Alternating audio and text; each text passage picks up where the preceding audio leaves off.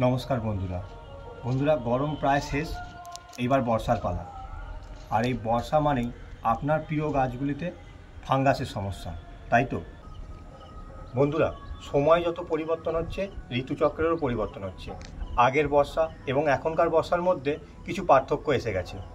এই 2025-এ দাঁড়িয়ে বর্ষার হাত থেকে আপনার প্রিয় গাছগুলিকে কিভাবে রক্ষা করবেন, এই নিয়েই আজকের ভিডিও। আসুন দেখে নেওয়া যাক। বন্ধুরা, মাত্র 25 টাকা খরচা করে আমি নিয়ে এসেছি বাজার থেকে এই ফাঙ্গাসাইড পাউডারটি, যেটা সারা সিজন বর্ষার হাত থেকে আমার এই গাছগুলিকে ফাঙ্গাসের হাত থেকে রক্ষা করবে। আসুন এর প্রয়োগ আমি আপনাদের দেখিয়ে দিই। আকাশে কালো মেঘ, বৃষ্টি শুরু হওয়ার আগে টবের মাটিতে ভালো করে ফাঙ্গাসাইড পাউডার ছড়িয়ে দেব। এইবার বর্ষার জল করবে বাকি কাজটা।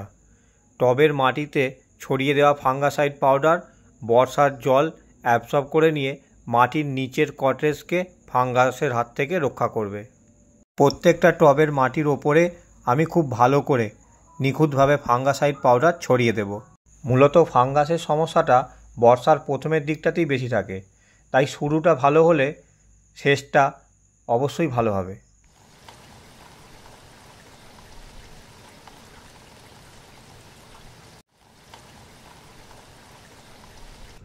আর একটি গুরুত্বপূর্ণ জিনিসের ওপর খেয়াল রাখতে হবে, টবের ওপরে যাতে বৃষ্টির জল না জমে। কিছু বালি থেকে চালা নুড়ি পাথর দিয়ে আমি টবের বাকি অংশগুলি ফিল আপ করে দেবো।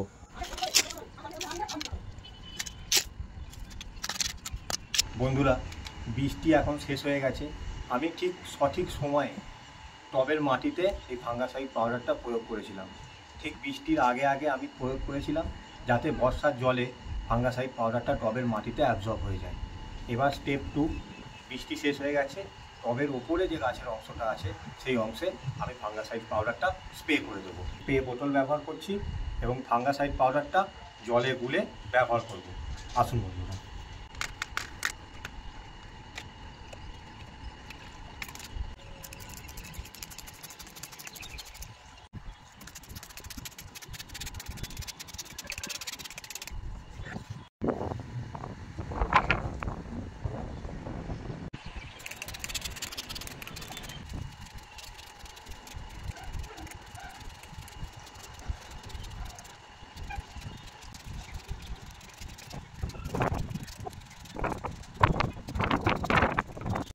ধন্যবাদ বন্ধুরা, ভালো থাকুন, গাছকে ভালোবাসুন আর যতটা সম্ভব গাছ লাগানোর চেষ্টা করুন।